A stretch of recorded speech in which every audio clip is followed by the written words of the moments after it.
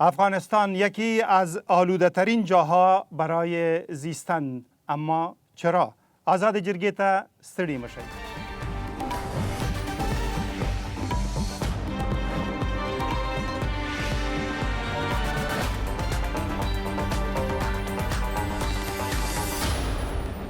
هوا ککړه، اوبه زهري، بوټي وهلې، ژوي شړلي. افغانستان په نیمه پیړۍ کې له چاپیریالي جنته دغسې یو حالت ته واوښت.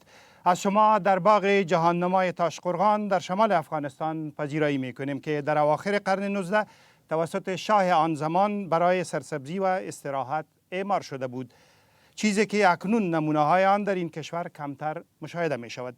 پر چاپیریالي ستونزه به له تاسې سره چې د افغانستان له ګوټ ګوټه تر دې ځای راغلي یاست او دې میلمنو سره جرګه ولرو. د افغانستان د چاپیریال ساتنې ملي ادارې معین عبدالولي مدقق، سلطان محمد اورنگ وکیل پیشین مردم بدخشان در اولسی جرگه و از پیشگامان حفظ محیط زیست، آصف جلالی پیژندل شوی هنرمند او ممثل، او زه هم ستاسې کوربه داود جنبش.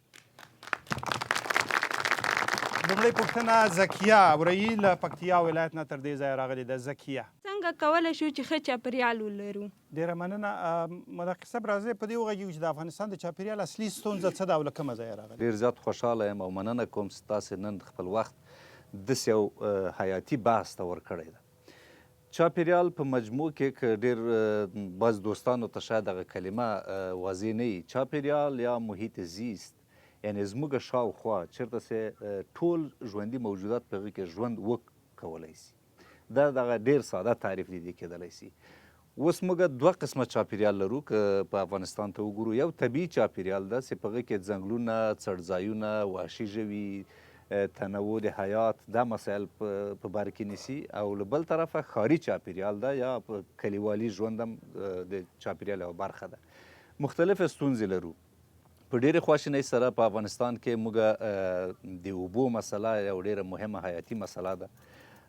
د چاپیریال ډېره عمده برخه جوړوي. په ډېره ناپایداره شکل باندې هم په سنتي ډول باندې استفاده ترې کېږي او هم په دغه موډرن سیستم هم چې اوس په دنیا کې ده موږ یې نه لرو متاسفانه. د دې سره پخوا کې افغانستان په طبیعي ډول باندې ډېر کم ځنګلونه لري. طبیعي ځنګلونه موږ ډېر زیات کم لرو. په مجموع د نفوس د افغانستان که چیرې حساب کړو له 2% کم مجموع د مساحت موږ طبیعي ځنګلونه لرو او دا هم په ډېرې خواشینۍ سره مخ په خرابېدو او له منځه تلو په حال کې دي. د دې سره پخوا کې څړځایونه دي، چراګاوې دي. تقریبا اضافه له 80% زموږ هیوادوال خپل معیشت د مالدارۍ او د څړځایونو له درک نه لاسته راوړي.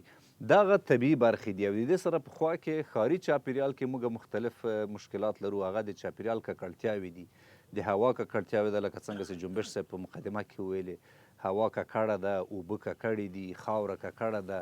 دغه ټول مسایل دي په مجموع کې چې د افغانستان د چاپیریال عمده ستونزې جوړوي. آقای صباورنگ، شما در منطقهتان کارهای انجام دادید که سر از او پسانتر صحبت میکنیم، ولی وقتی که به محیط از آنچه که شما تجربه کردین میبینین، فکر میکنین بحران محیط زیستی افغانستان تا چه حد عمیق است؟ و من در مقدمه گفتم که یکی از آلوده ترین جاها برای زیستن واقعا هم رقم است. افغانستان در جهان 3 کشور است که زیستن در آن بسیار بسیار از نظر آلودگی مشکل است. یکیش افغانستان است. چرا چنین شد و مشکلات اساسی چی است؟ بسم الله الرحمن الرحیم. با عرض سلام به وطندارانی که در جرگه آزاد شرکت کردن.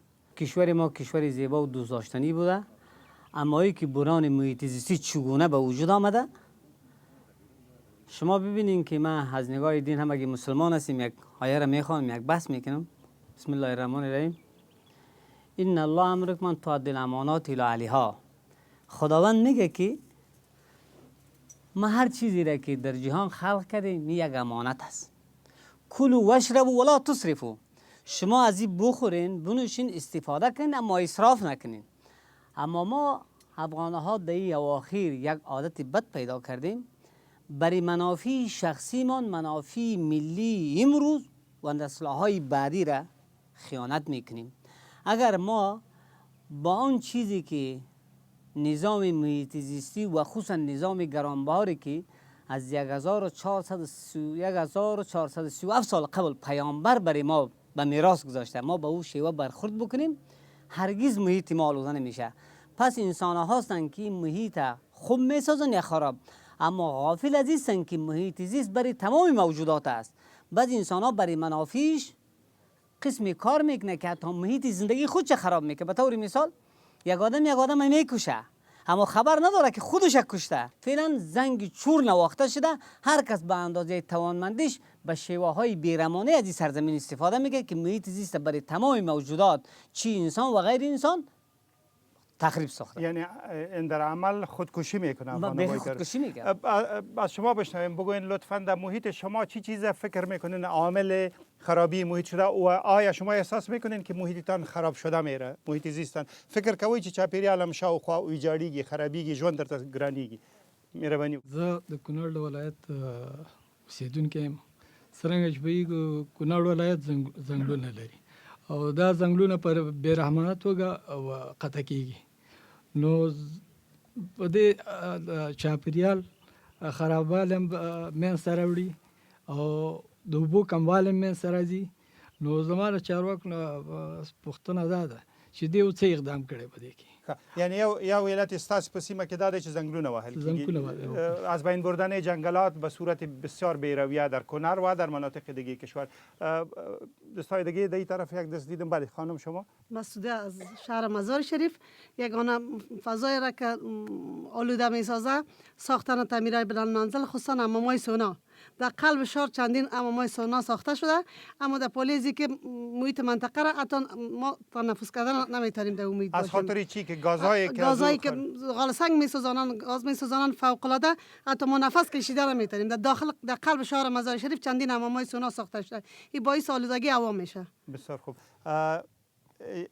یک نظر دیگه هم فکر میکنین شما احساس کردین برای خود شخصا که گاهی مثلا فکر کرده باشین که محیط برای ما بسیار مشکل شده از نظر حداقل از نظر تنفس؟ مثلا میتونم که خانم گفتم شما می احساس دارین در جاهای مختلف مخصوصا در شهرهای بزرگ لوی کارونو که؟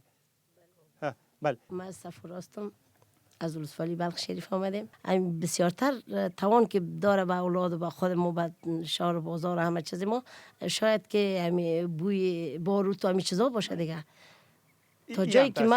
تا جایی که من فکر میکنم مریضی ها زیاد شده و درد و مرض ها زیاد شده. پیش ها نبود، این دانای سرطان نبود، فرض مثال بسیاری تکلیف ها نبود پیش ها. من که فکر میکنم به فکر کم خود میگم کل اینمی چیزای یک کاملش جنگ. بله آن اینمی است دیگه. تشکر. جلالی صاحب سوناس یا جنگ؟ مهربانی صاحب، به نام خداوند یکتا سلام تقدیم میکنم به کسایی که ما را میبینن. من فکر میکنم که محیط زیست از خانه خود آدم شروع میشه. اول از جان خود آدم، بعد از او از خانه خود آدم.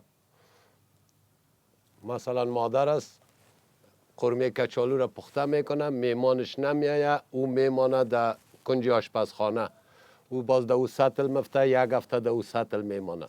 باز او را میاره دان کوچه مندازه، اینمیز که خراب کرده میره که تا او قرمه کچالو در کجا برسه. و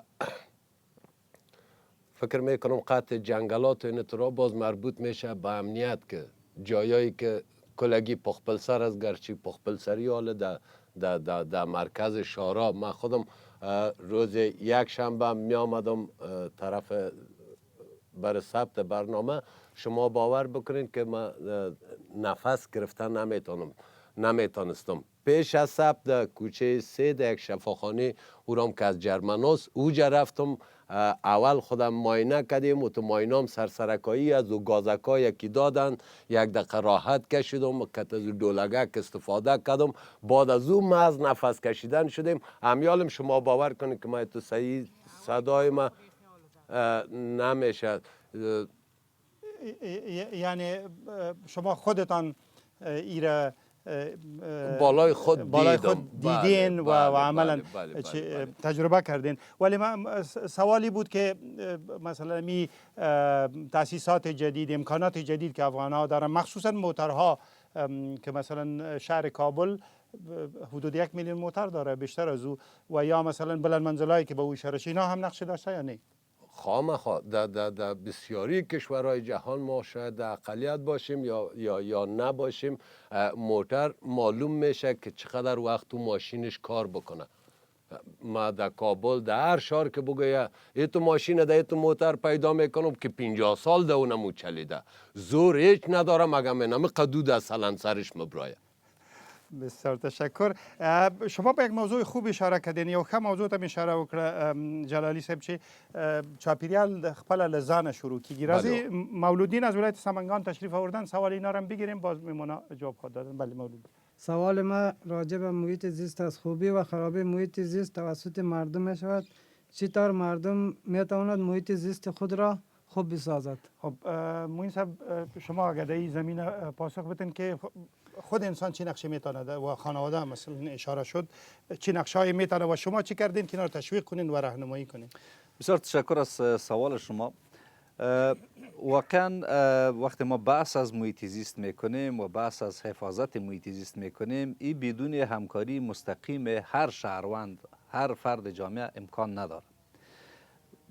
بحث محیط زیستی بحثی است که قسمی که جلالی صاحب اشاره کرد، یعنی از شخص شروع میشه، بالاخره مو حرکت فردی تبدیل میشه به یک حرکت گروپی و بالاخره امو گروپ بزرگتر و کلانتر میشه، منجر میشه و تجربه شده در جای دیگه که اونا تانستن کار خوبی را در قسمت محیط زیست بکنن. ما باید با ملایمامان کار بکنیم که مسئله محیط زیست را، بحث محیط زیست را از طریق منابر و مساجد باید مطرح بسازن که ما با وزارت محترم حج و اوقاف در این قسمت کارهای را انجام دادیم و برنامه دیگر هم در پیشروی خود داریم که باید او را عملی بسازیم. بحث ما است که خصوصا اهمیت تعلیمات یا آگاهی دادن محیط زیستی تنها کار دولت شده نمیتونه. ما باید مردم شریک بسازیم. به طور مثال رسانه یا مطبوعات بهترین وسیله است به خاطر اطلاع رسانی در قسمت مسائل محیط زیستی و جلب توجه هموطنان که این کار یک مقدار مقایسوی اگر صحبت بکنم بسیار خوب شده فعلا در جامعه. لان کراته وایس څومره د اساس تبلیغات هم ګورم، اعلانونه هم ګورم، خبرونه شته، دغه خبرونه کله کله کیږي. څومره بدلون راغلی د خلکو په آگاهی کې چې دوی پوه شي چې واقعا خودکشي کوي، ځان وژنه کوي که یو څه اقدامونه شي. دقیقاً که په لاندو الفاظو کې درته وایم جنبش صاحب، دغه مسله د چاپیریال یو وخت وسې دولتي ادارې خپله به د مسله مطرح کوله خلکو سره، ولې اوس دغه ډیر زیات تغییر زده ګورم چې زموږ هیوادوال خپله مسایل مطرح کوي. دا د دې ښکارندوی ده چې هغه عامه پوهاوی د چاپیریال په هکله باندې په مجموع کې پورته تللی، ولې په هیڅ وجه دا بس نه ده، یعنی موږ دا کفایت نه کوي، باید موږ ډیر زیات کار وکړو. د دې ضرورت په اساس موږ دې ته اړه لرو چې دولتي مختلف ادارات په ګډه له خلکو سره په ګډه باید کار وکړي، د جوماتو له لارې نه، د مطبوعاتو له لارې نه، د ټولنو له لارې نه، په مجموع کې د مدني ټولنې ډېر زیات فعاله شوي دي. اوس په افغانستان کې د خلکو عامه پوهاوی په مجموع کې یو څه پورته تللی. شما فکر میکنین که مسئولیت دارین در این زمینه به عنوان فرد یا مسئولیت دیگر است؟ خانم در قطار چهارم. بسم الله الرحمن الرحیم. ملیه رستمی هستم از شهر مزار شریف. پیشروی عید بود یا سال نو بود که ما یک کار گروهی را انجام دادیم. حشر بود، یعنی اطراف روضه شریف ما به صورت گروهی پاکسازی کردیم. شهرها میتونه یک حشر یک نمونه بود، یک نمونه باشه. ولی در اینجا آجی صاحب اورنگ تجربی که ما از کارهای شما شنیدیم و فکر میکنم که شاید بی‌نظیر باشه، مفید باشه که مختصر بگین چی کارهای انجام دادین که محیط خود کاملا تغییر دادین، هم از نظر سرسبزی و هم از نظر احیای مجدد حیوانات و نباتاتی که در حال گم شدن بود؟ ما خو اولین بار که ماه سنبله سال 1362 که شروع با کارهای محیط زیست کردیم، وقت بسیار بچه جوانم بودیم، یه روزی که یک آدم مرا گفت که آدم تو چرا این کارها را میکنی؟ کارهای دیوانگری است. باز ما گفتم که آدم هر کاری که خیلی از دستش میگه بکنه، چرا که میگه که برگ درختان صد در نظر هوشیار، هر ورقش دفتر معرفت کردگار، هر گیاهی که از زمین روید بعد او لا شریک له گوید. یک اصل از دین اسلام که 500 آیه از قرآن مجید در مورد محیط زیست است، اما کویی که جنگل داره در پیشگاه خدا او حجمش بالاتر است نسبت به کویی که جنگل نداره. ما از سال 1362 که شروع کردیم در او وقت ما به چند کارهای دیگر هم قطعی جمعی مردم و کلانایی که در او محل بودن، آمرین و مسئولین، برای اولین بار ما برای بچه و دخترها مکتب تاسیس کردیم در سال 63. من که در نورستان کتاب می آوردم، باز نورستانی ها مرا میگفتن که آدم تو دیوانه هستی، مردم مرمی میبره تو کتاب میبری. من گفتم اگر مرمی را کتاب رهبری نکنه پایان گپ خراب است. اما حالا که شروع کردیم، من پیشتر امروز همراه جناب معین صاحب بحث کردیم، تقریبا در مساحه‌ای که کار شروع کردیم اول به تنهایی، اما بعد از اون اجتماعات مردم، انجمن‌ها و گپای مردم شما شرکت یک قسم تاکشانی کردید، تمام کوه همین که به شروع کردیم ما انگورستان و فعلا تاکستان تبدیل یک شده. چی هست، بعضی او را لیفتاگ میگن، در جای ما دیگتاگ میگن، در کابل اینجا سگک انگور سگک میگن. بله. ما از او شروع کردیم پیوند در کوهی که آب نمیخوره 264 بوته در سال اول شروع کردیم، اما خداوند فضل کرد که 8 بوته از این همون سال میوه گرفت.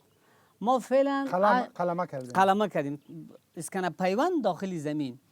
فعلا 8350 درخت انگور در کو داریم، 16 نوع انگور در کو میوه. در کو ده. اون کورم تقریبا حدود یک 500 هکتار جریب زمین باشه. مردم موافقه کردن حیوانات خود برای چراندن نمیبرن، اما چیزهایی که در اونجا برآمده که گیاهای مفیدی که در او کو فعلا برآمده 143 نوع است.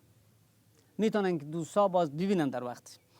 اما در همون ساحه‌ای که یک دشت لامزرو بوده، مردم اکثرا به توان خودشان، بعضی مؤسسات تنها دبلیفی اینجا میگم کارهای خیری کردن، از داخل کوه 7 کیلومتر آب کشیدن آوردن، دمی دورانی که آدم در دیگه جا درخت‌ها را میسوزوندن، انسان هم میکشتن. ما برای در حال تقریبا بیشتر از 10,000 درخت میوه‌دار و تنها بخش قوریت‌جات 16,000 درخت، یعنی تقریبا حدود 40,000 درخت در کوه داخل چی داریم. کوهی که هیچ چیز نداشت. کوهی که هیچ چیزی نداشت. فعلا در او کوه وقتی که مردم حفظش کردن 4,500 درخت پسته است که سالانه مردم پسته میچینن. من یک میگم که هر چیزی که در تربیت خلق شده موزون خلق شده، به قدر ضرورت بشر خلق شده، اما بشر است که ایره خوب نگاه میکنه یا خراب میکنه. انسان ها ما به این نظر هستم که انتظار نکشه که فلانی چی میکنه، بگو خودم چی کده میتونم. چرا این روحیه براتون پیدا شد که این کار باید والا انجام ما بدین؟ یک چند گپ برام بسیار مهم بود. میگه که اگر بینی که نابینا و چاست خاموش بنشینی گناه است. حرف دیگه مهم است که هر انسان در زندگی زنده هست، اما بعد از مرگ زنده بانه. امروز شاه زنده هست، ما و شما در این باغ آمدیم نشستیم، اما افسوس به حال شاهان دیگری که چنین باغی را به نسل‌های بعدی سالم انتقال نمی‌دهد. تشکر. در محیط شما تجربه های از این قبیل هست کسی کار؟ بله خانم، بازم در قطار چهارم میان، بفرمایید. مریم موسیان هستم، باشنده ولایت بلخ. ما سال قبل از اینکه خود ما یک نهاد جوانان هستیم و ما کدام بودجه خاص نداریم و یک بودجه سالانه چقدر نهالشانی میشه و از او هیچ مواظبت نمیشه و دوباره تمام از اونها خشک میشه. ما امین نهاد جوانان به تعداد 700 نهال که نصفش مثمر و غیر مثمر بود خریداری کردیم. ایره در مکاتب غرس کردیم و هر نهال به نام یک شاگرد از مکتب نام گذاشتیم تا گشته بریم از او شاگرد پرسان کنیم که نهال تو خشک به شکل تجربه بسیار رقابتی. جالب. هر نهال به نام یک شاگرد، به نام هر شاگرد و ما از اون نهالا کنترل کردیم که اون نهالای ما خوشبختانه سرسبز شده و همگی از سبز به شکل رقابتی و اونا از اون نهالای خود مواظبت میکنن. بسیار خوب. بله دست تجربه شته تاسو په سیمو کې داسې یو کار شوی. بله خانم در قطار سوم. لینا شیرزاد هستم از ولایت بدخشان. همان گونه که شما بعضی چیزهایی را گفتین، ما هم در ولایت بدخشان سال گذشته و امسال هم نهادهای جامعه مدنی و همچنان نهادهای زیرفت که حفاظت محیط زیست در بر میگیره در مکاتب، در پوهنتون‌ها نهال غرس کردن. قسمی که یک نهال غرس بکنیم یک شهر آباد میکنیم و همان گونه که میگیم شهر ما خانه ما، او نهالا را غرس کردن و از اون نهالا اونا را آب میتن و میبینن که چقدر این میتونه رشد بکنه و طبیعت ما را زیبا بسازد. تشکر. شما می کار انجام بله دادید؟ دقیقاً. جلالی صاحب تاسو څه کړی؟ دوستای عزیز، ما از کسایی نیستم که اینجا جواب بدم. ما هم در جمع شما هستم که باید سوال بکنم. میگه یک وقت یک آدم رفت پیش پادشاه، در این شهر هر سال یک مرض به نام طاعون می آمد، 1000-2000 نفر ما و شما را خدا زنده داشته باشه این مرض می برد. یک پادشاه ظالم در این شهر آمد، امو سال مرض طاعون نامد. همین مردم ریش سفید وکیل جمع شدن پیش پادشاه رفتن گفتن ولد تو خود ظالم هستی هر چی که هستی مگه این پای قدمت سر ما افتاد خدا و راستی نیم سالی مرض تاون نامده نه نفر ما زنده ماند. این پادشاه گفت خداوند عادل است 2 بلا را یک دفعه سر مردم خود نازل نمیکنه سر بنده خود. خب حال بیاین ما و شما خودم در چند بلا نازل شدگی سر ما هست. اینمی محیط زیست فقط نیم معطل دولت بشینیم نیم معطل رسانه بشینیم. هر کس که از کوچه خود از خانه خود بالاخره ملک خود قریه خود اینم یا که جور شد داستا همین مرض ساری میشه انشالله تعالی تمام ولایت هم میگیره. هم از هوای پاک خود استفاده بکنیم. خب کسایی که هوا را خراب میکنه مثلا درخت هم میزنه جنگل هم میزنه دیگه چیز از دست ما و شما نداره. توپ و تانگ نداریم که کتازو ددم رویش استاد شیم. این همه قم میگیم که خدا در قهر و غضب خود گرفتارش کنه. مننه مګر و مو نه ویل چې څه مو خپله کړي دي د چاپېریال او نه ما کړي دي یو د خپل په حویلی کې څه جای دي 3 بسپه دي هغه هم چورکانو کې دي. یو 26 کال که مغل چورکان د دولت تپې دي د دولت دي. هر یو څه چې نه درلود هغه راته دیوال کړي دي ځان ته دیوال کړي دي 4 دیوالي کړي دي او 2 د خټو کوټې پکې آبادي کړي دي. یو شنګ صفات دي هغه کې یو تاک ماما قیوم در رستاق نه راته راوړی و هغه ته مې ویلي و سر راته یې راوړه. او گفت اگه این تاک که جلوش نگیری انشالله در جلال آباد هم استادش نمیکنی. اینه بفهمین که از کارتینو تا جلال آباد تاک ما سرسبز میکنه اگه خدا همراهی ما بود. تشکر حاجی ملتان لوګر ولایت نه راغلی بله پوښتنه د دوی نه اخلو. مهرباني وکړئ. نباتات او مثمر او غیر مثمر شجرات په محیط زیست کې رغنده رول ادا کوي. نو د آینده لپاره د کاریزو لپاره او د دښتو لپاره حکومت کوم تصمیم لري چې بدون له د عملي پیوستون نه دوی نوره بودیجه کاریزو ته هغه کې بیله کړي چې کاریزونه که کله وي او که نه وي. تشکر. مننه. پوښتنه ما ځوان نجلۍ هغه ځای نه ملاس جوړ کړی. بفرمایید شما. مروه مدعا هستم، یکی از باشندگان ولایت بغلان. من خودم که در ولایت بغلان زندگی می کنم یکی از سرسبزترین ساحه هایی که در اینجا موجود بود که از جمله حسین خیل بود، ساحه پوزیشان بود و همچنان ساحه دندقوری بود که اینا البته تقریبا 80% سرسبزی و اکسیژنی را که اینا تولید میکردن و پاکی که اینا تولید میکردن در اثر جنگ ها میان دولت و میان برادران ناراضیمان ای از بین رفت. همچنان سوال ما در اینجا چی است که امی فابریکه هایی که در ساحه های دمی ولایات ایجاد میشه، یکی هم که فابریکه سمنت می باشه که البته مردم با بسیار امراض گوناگون دچار کرده که امروز نمیتونن که حتی در داخل کشور رو تداوی کنن که فابریکه سمنت است که بسیار حتی مردم تاثیرات صنعتی وجود داره. بله تشکر. البته استفاده کنن. تشکر از شما. بسیار تشکر. بسیار با مسائل خوب اشاره کردین. تاثیر جنگ، تاثیر تاسیسات صنعتی در محیط و همچنان قربانی شدن ساعت سبز به خاطر تاسیسات صنعتی. مدقق صاحب مهرباني وکړئ لومړی دا ووایئ چې کېدای شي ملي پیوستون غوندې پروګرامونه د چاپیریال ساتنې په برخه کې یا نور دولتي پروګرامونه وکارېږي ځکه یوازې یوه اداره هغه ستونزې ته ژورتیا ته په پام سره چې شته فکر نه کوم که ورسیږي. څه پلان لرئ چې له حکومت د نورو ادارو سره څنګه کار وکړي چې په دې برخه کې تاسو سره مرسته وکړي او دغه راز دغه نورې پوښتنې چې وشوې کلن ځواب ورکړي. حاجي صاحب سوال مطرح که د کاریزو مسله یې یاده کړه. زه دا سوال که بیرته مطرح کړم چې دغه کاریز ته ولې مجبور سوئ چې دغه کاریز په سلهاوو کلو اوبه درکړې او اوس بیرته تاسې مجبور سوئ چې د ملي پیوستون پروګرام 12 لکه افغانۍ تاسې مصرف کړئ او اضافت ساوي وباسئ دغه اوبه څه شوې؟ په دې باندې اوس فکر باید وکړو چې څومره چې موږ او تاسې د ځمکې لاندې اوبو نه استفاده کوو د اوبو سطحه ټیټه ځي. هر کال مجبوره کیږو چې موږ باید خپله شخصي څاګانې نور هم ژورې کړو. دا د حل لاره نه ده. اجازه ده تاسو خپله خبره په یاد وساتئ.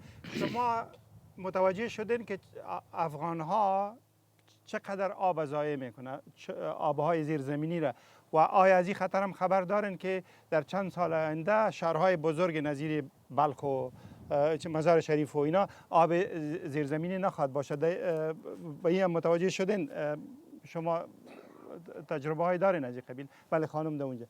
به نام خداوند، شفیقه شجاعی هستم از ولایت تخار. ما نمیتونیم از آب چرا استفاده کنیم؟ امروزه آب چاه و همچنان آبهای دریا را نمیتونیم استفاده کنیم از دست کثافاتی که مردم به او اضافه میکنه و همچنان مسئولین در این رابطه هم هیچ توجهی نکردن. د اوبو په حصه کې غټه ستونزه چې لرو د اوبو ضایعات دي. موږ فعلا د اوبو کمبود نه لرو، واقعي خبره سړی وکړي. اوبه په غیر پایداره شکل باندې استفاده ترې کوو. یو کاریز اوبه راکوي، کافي اوبه راکوي، ولې د اوبو ضایعات هلته نسو دغه مخه نیولی. موږ اوبه له لاسه ځي. نو منظور مې دا ده چې که چیرې موږ په مجموع کې طبیعي منابع په پایداره شکل باندې استفاده ونه کړو، په مجموع کې که هغه اوبه دي، که هغه خاوره ده، که ځنګل ده، که وحشي بوټي دي او که ژوي دي، دغه طبیعي منابع چې خدای پاک موږ او تاسې ته یعنی په مفته باندې پیدا کړي دي، تر هغو بشر له هغه نه استفاده وکړي، نو موږ به دغه منبع په ډېر کم وخت له لاسه ورکړو. منظور دا ده چې د هر کار په حصه کې د خپله فرد مسؤلیت ډېر مهم ده. د اوبو په حصه کې لکه ما مثال تاسو ته ویلې، زه ګمان کوم پیغام باندې کولی شي ملي پیوستون غوندې پروګرامونه وکاروئ ستاسې د پیغام رسولو لپاره. د موږ هدف دا ده چې موږ دغه د دولت په ټولو انکشافي برنامو کې د چاپیریال مسایل شامل کړو او دا کارونه موږ کړي دي. عزیز محترم، فکر میکنین که خب راجع به سهم افراد صحبت کردیم و سهمی که شما گرفتین در اصلاح محیط زیست و احیای محیط زیست در منطقه تان، فکر میکنین که برنامه‌های مشخص حکومتی نظیر همبستگی ملی میتونه در این زمینه مؤثر شود که از طریق از او دولت و اداره که منصب از اونها نمایندگی میکنن پیام‌های خود برسانن و نفوذ کنن که از خرابی بیشتر محیط جلوگیری شود؟ یک اصل مهم است که هر نظام بدون مجازات و مکافات باقی نمیمانه، اما برای از یک مجری، یک نهاد اجرایوی به کار است. مشکل ما که فعلا داریم در اینجا دو حالت است. یک مثل مشهور است در بین مردم، میگن که کسی را که خواب برده باشه او را بیدار کردنش بسیار ساده و سهل است، اما کسی که خود در خواب انداخته باشه بیدار کردن از او بسیار دشوار است. اصل گپ مهم است که ما اداره حفاظت ملی محیط زیست که من بسیار علاقمند بودم. اولین قانونم که در شورای ملی پاس شده قانون اداره ملی حفاظت محیط زیست است، اما نهاد اجرایی اینا نیستن، حکومت است. ما از حکومت سخت گله داریم. همین سعدی صاحب یک شعر بسیار زیبا داره، میگه که اگر شاه زباغ رعیت برکند سبی، سپاهیان از او برکنند درخت زبیخ. چند وقت قبل در اون محیط یک چند سال پیش دیگه، محیط شما، اما محیطی که ما زندگی میکنیم تقریبا بیشتر از 50,000 نفوس داره و بیشتر از 86 قریه هست. تقریبا مساحتش هم بیشتر از 1500 کیلومتر مربع مساحت داره، با چندین ولسوالی تخار و بدخشان اینجا هم سرحد است. در اونجا دو قصهش بسیار جالب است. یکی از اینکه روبره اونجا خویش کس حیاتی وش چیزی نمیگه به شمول گرگ، چرا که گرگ دو باغی که حالی ساخته شده امونجا تولید نسل میکنه، کس غرضش نداره. نه غرضش نداره. باز یک وقتی گرگ به کدام مال رفته بود، باز ما نفر گفت گرگای طبیعی که بزای ما نخورده، ما گفتم تو زکات بزایت نداده بودی. خب به هر حال در یک قریه روبه میره، مرغای یک آدم میخوره، باز آدم بسیار مهارت میکنه، همین روبه را میگیره باز میاره در مسجد برای مردم میگه که اینمی روبه مرغای مرا خورده، چی تو کنیم؟ ببریم پیش حاجی فلانی که می پیسه توان مرغا را بده. باز آدم برش میگه که نه روبه را خویلا کو بره، چرا که کس چیزی راستی نمیگه، با واقعیت است. و یکی از این مرغابیا اوجا خواهیم مرغای مهاجری هم از این طرف آسیای میانه در زمستان به موابای ما مردم زیاد میده، چون آب جاری دریا و گپا زیاد است، پاش افگار میشه. این به چندین قریه میره اما مردم بازو را نگرفتن. یعنی برای مردم یک آگاهی داده شده. پیامبر صلی الله علیه و میگه که شما میخواین لبی در آب روان وضو کنین. گفته شده در دین که هر روزتون 3 دفعه بوشین، اگر 4 دفعه بوشین اسراف کرده. یکی از صحابه را گفت که آب جاری است، گفت که نه آب جاری هم باشه تو حق اسراف نداره. اگر تو اسراف کردی از جمله برادر شیطان است. شیطان کسی است که جهان خراب میکنه، انسانیت خراب میکنه. تشکر جلالی صاحب. فکر میکنید نقش حکومت در این زمینه چگونه میشه تقویت شود؟ نقش حکومت، کاش که حکومت مسئولیت پذیر می بود و مسئولیت های خود ادا میکرد. دریای کابل دریای کابل از صبح تا بیگاه، از بیگاه تا صبح امی تعفن بویش در دماغ رئیس جمهور میخوره. شمال اگر از سون گذرگاه که میایم تو راست ریاست جمهوری را کور میکنه، همیشه فقط مثل که در حمام در نوبت شیشته باشی و نمو تو یک بوی در پل محمود خان و در اینمی جا هست. اول و پیشتر گفتین که پایین رفته میره. شاید 4 دهه پیشتر مادر ما در شاشهید خانه مامای میمان بوده، تفلکش در بغلش بوده. گفته خانم برادر خود گفته ای دستوری بچه من میشه، ما عوض کجا کنم؟ گفته آن عوض چا بگی؟ این میره چا دمی روی اولیس همونجا میشنم دستوری بچه خود دمو گردی او میشه که از بالا زن ماما چهار مردار کدی، چهار مردار کدی. وی چه است؟ اره خود چه بوی را خود مردار کدی. برو خیر از گمش کجی گرخونی نکم اونجا یکی دیگه میکنم. باز بیله گرفته او سون یکی دیگه کند او برآمده. آل در جای از او چا 9 متر که بکنی باز او در 40 سال 9 متر رفته، 80 سال بعد دیگه نمیافیام که او کجا رفت. تشکر ډیره مننه. آزاده جرګه د دوام لري. آزاده جرګه د افغانستان د ملي رادیو تلویزیون او بی بی سی ګډه خپرونه ده پر رادیو تلویزیون او آنلاین. اگر خواستار اشتراک در برنامه های ما در آینده باشید لطفاً به شماره 0704 60 60 60 زنگ بزنین او یا کولی چې خپل نمونه مو د خواله رسنۍ له لارې له فیسبوک، تویټر او انستاګرام له لارې هم راواستوئ. که غواړئ زموږ پاڼې خوښې کوي و با همکاران ما از او طریق هم میتونین تماس بگیرین. برنامه را با سوال فوزیه از ولایت بغلان ادامه میدیم. ساحات سبز توسط زورمندان غصب شده و ساختمان ساخته شده که به محیط زیست ما چقدر ضرر میرسانه. ما چی طور میتوانیم که دوباره ساحه سبز خود را نگه داریم؟ بسیار تشکر. موین صاحب دغه باغ کې چې موږ ناست یو دا کېدای شي دشته وه هغه وخت کې چې دغه وخت پادشاه دا په باغ اړوله که څه هم اوس هم ډېرې ونې له منځه تللي دي. خو اوس نه تنها باغونه نه یوازې باغونه نه جوړېږي، حتی هغه سیمې په کابل کې دغه قوه مرکز سره نږدې یو سیمه یې ساتلې وه چې شنه سیمه به شي، په هغه کې بیا لوړ پوړیزې ودانۍ جوړې شوې. د مېرمنې سوال دا دی چې شنې ساحې په ښارونو حتی په کلیو کې غصبېږي، ورو ورو تعمیرونه پکې جوړېږي. تاسو کوم کار کولی شئ؟ دقیقا د شنو ساحو یا د زراعتي ساحو یا طبیعي مځکې له منځه وړل دا د افغانستان د چاپیریال له ډېرو عمده ستونزو نه ده. په دې سا کې کارونه کېدلی سي.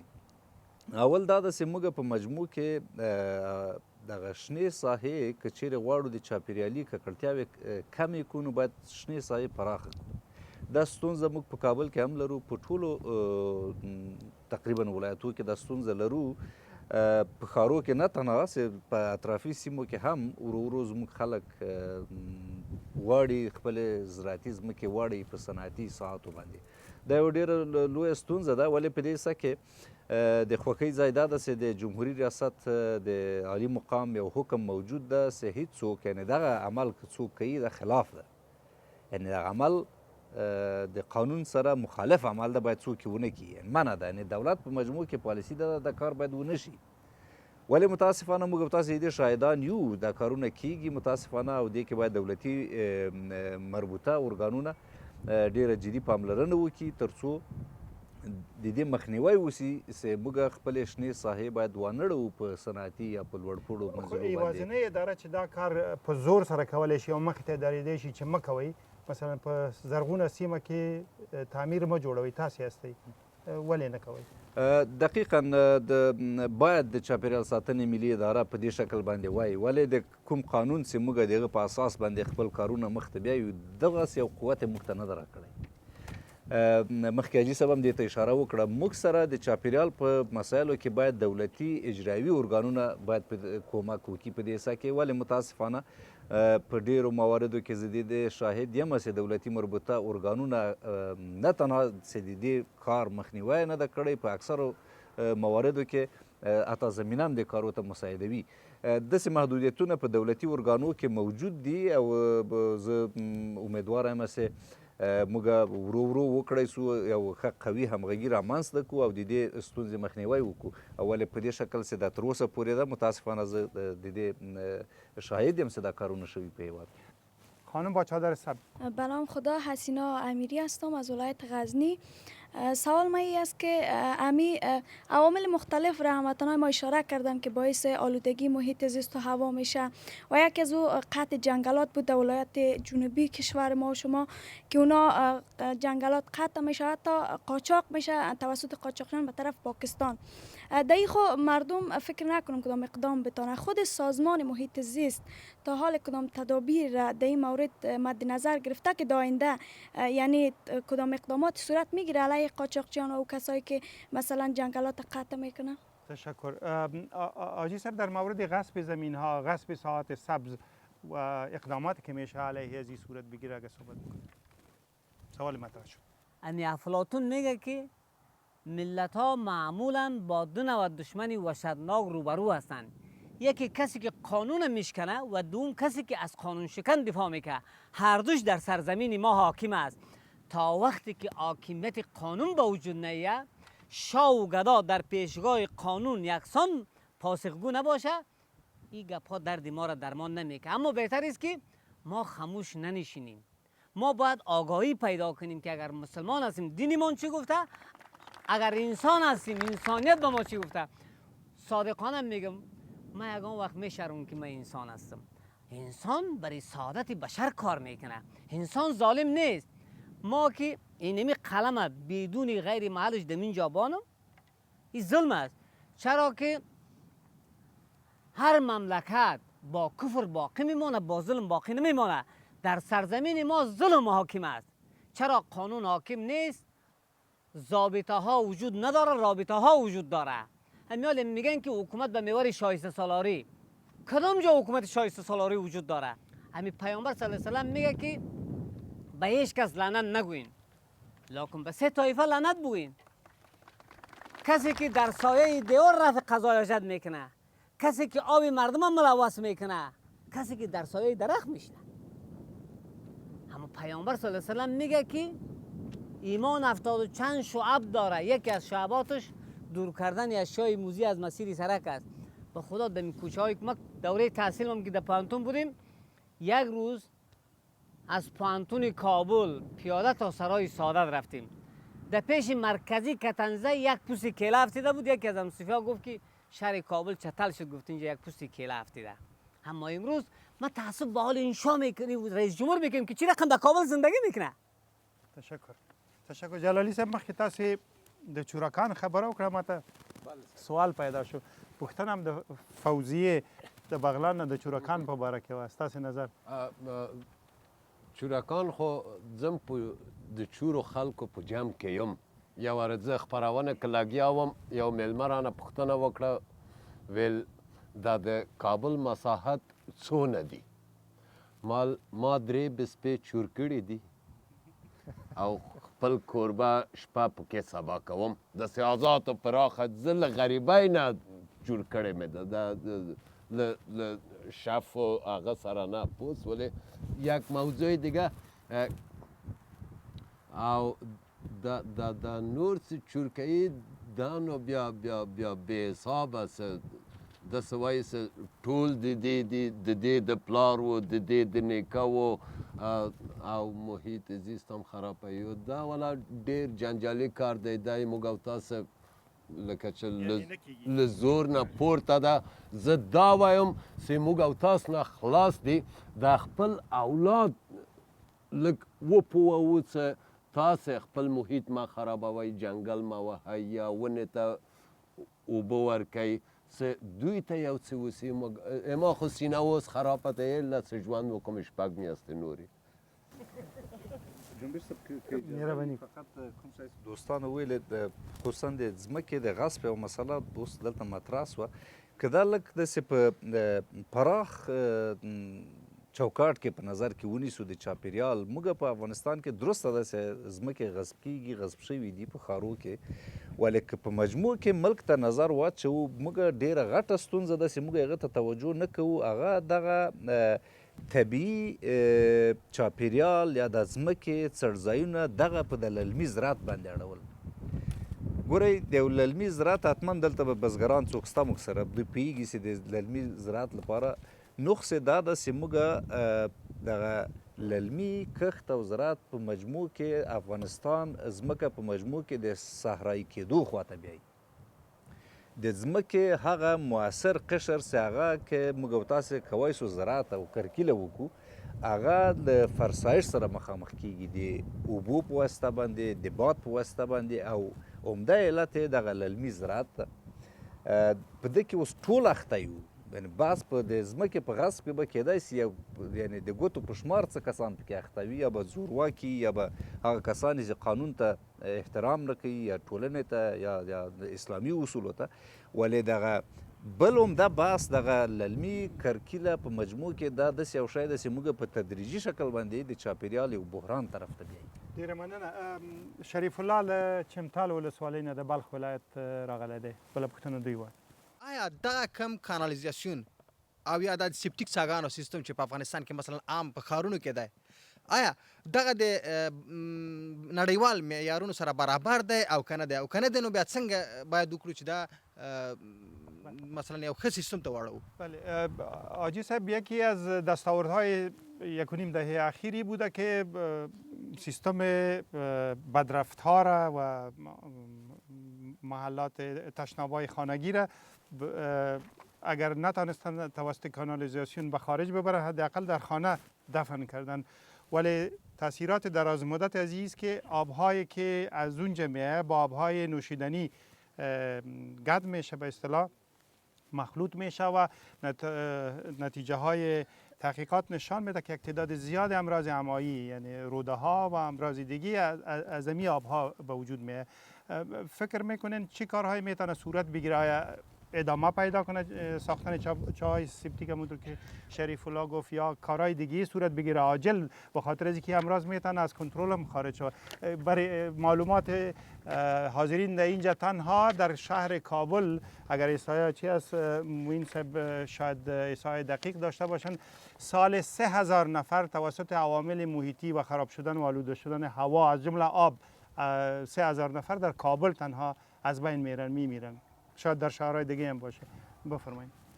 خب یک چیز میگه که بشریت راه کشد به سوی پهنه هستی، هنوز ما به فکر نجات خیش، دیگرها به فضا میروند، اما ما میگیم که از این قریه به قریه میریم، از این کوچه به کوچه میریم، کی ما را نکشه. دولت مردان ما هر کس که در یک برنامه را ایجاد میکنه اقلا 100 سال بعدش پیش بینی میکنه. مشکلی است که کشور ما از اولین روزگار تا به امروز جز کشتن و بستن هیچ نوع برنامه منظمی که بتانن آینده را بهتر بسازند. در این عصری که دیگرها در فضا زندگی میکن، شیوه زندگی را برای خود یاد گرفتن، هنوز ما شیوه زندگی را یاد نگرفتیم. دولت مردان ما چنین ایجاد میاله. ببینید چیزایی که در کابل ساخته شدنی، به طور مثال تعمیر وزارت دفاع جدید ساخته شده در بیخ گوش ارگ ریاست جمهوری است. 154 میلیون دلار بودجه است، 3 بار گرفته شده اما در مقابل زلزله مقاومتش محاسبه نشده. ما به این خاطر میگم که اگر از این چانس امی لحظه‌ای که ما شما اینجا هستیم یک دقیقه بدتر وقت دیگری است.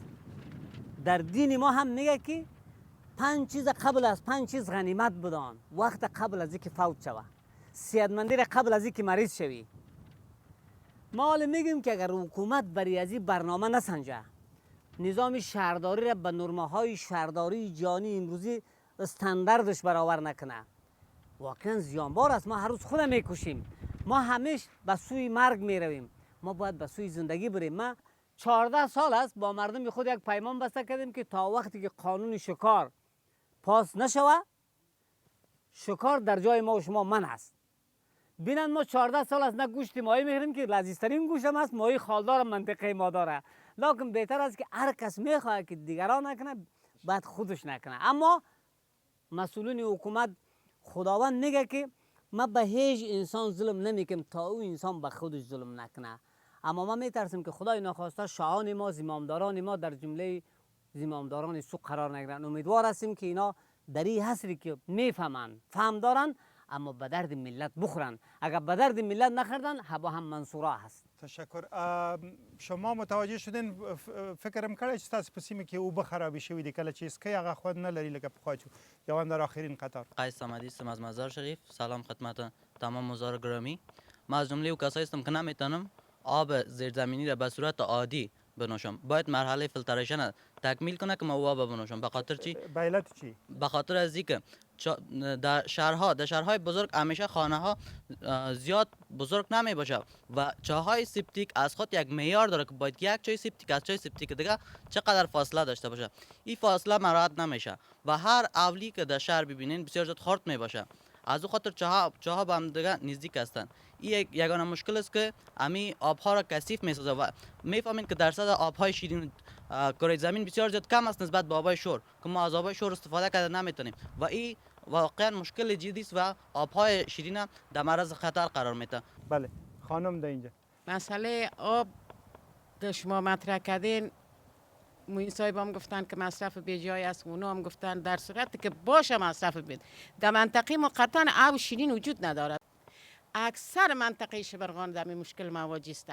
آب نلام از قرکین میگن از یک سه جوزجان است که آبش خوبش است، از او آمدن نلدوانی شده اما توزیع نمیشه برای مردم. 3 سال است 4 سال است آوردن در شهر اما توزیع نمیشه.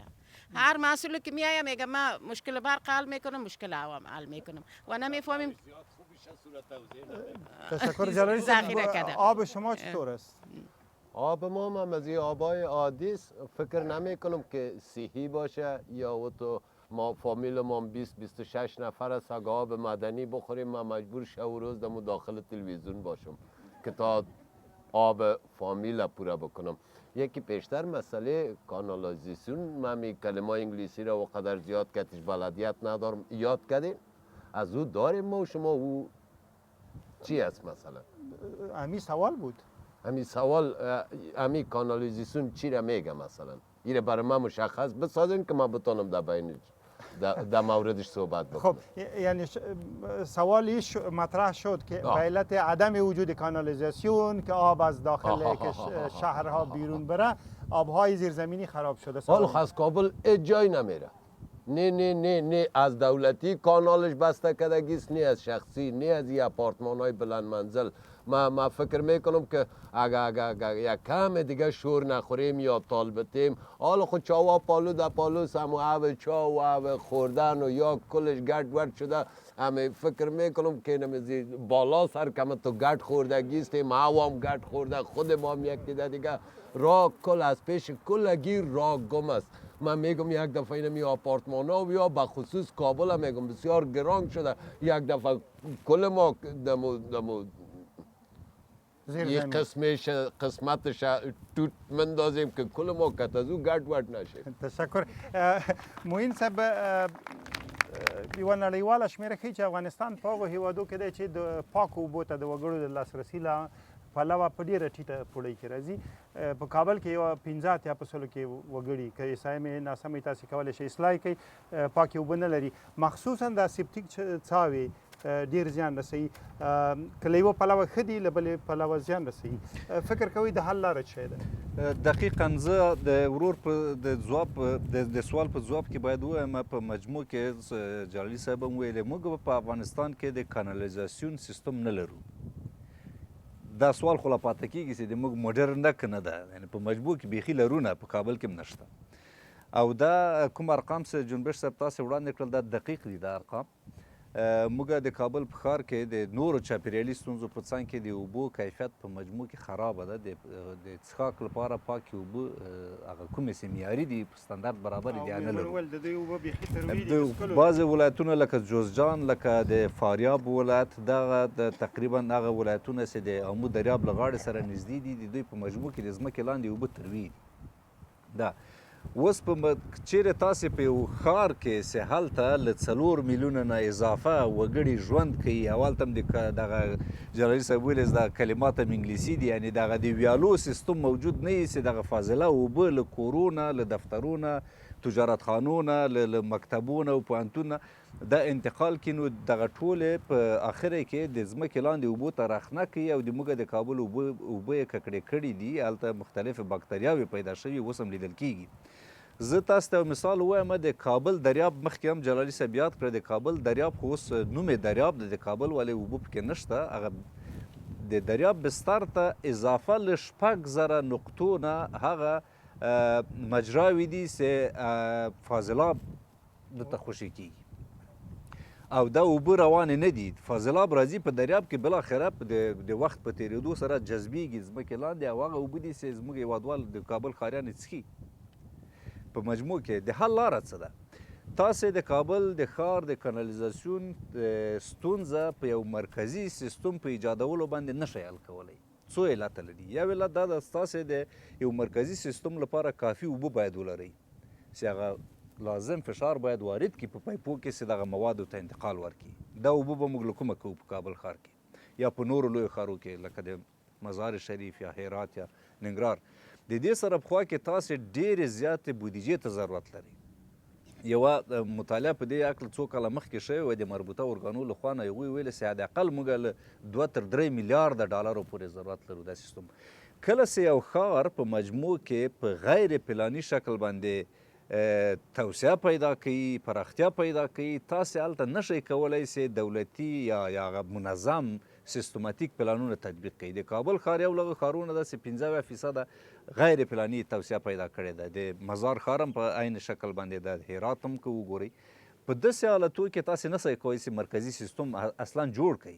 غیر مرکزي سیستمونه واړه سیستمونه په دنیا کې رایج شوي دي او دا موږ کولی شو په کابل ښار کې مثلا په یو کوڅه کې کوی چې 10 کوره 20 کوره په مجموع کې لاس سره یو کړي او دغه سیستم جوړ کړي. هغه داسې یو سیستم ده چې په طبیعي شکل باندې په بیولوژیکي شکل باندې تصفیه د فاضلاب منځته راوړي او له اوبو نه هم بیرته تاسې په کرکیله کې استفاده کوئ لکه په آبیاري کې په دې کې یا غټ ښارونه تاسې تقسیم کوئ په حداقل په 5 په 6 په 8 نقطو باندې او هلته یو یعنی غیر مرکزي سیستم ایجاد کړي چې تر هغه دغه بیولوژیکي سیستم راولئ. غیر له هغه نه د کابل ښار څه چې د افغانستان ټولې اوبه به په ډېر یعنی په لنډه موده کې د حل لاره تاسې نه وینئ. ډېره مننه. رونا از ولایت بغلان تشریف دارند.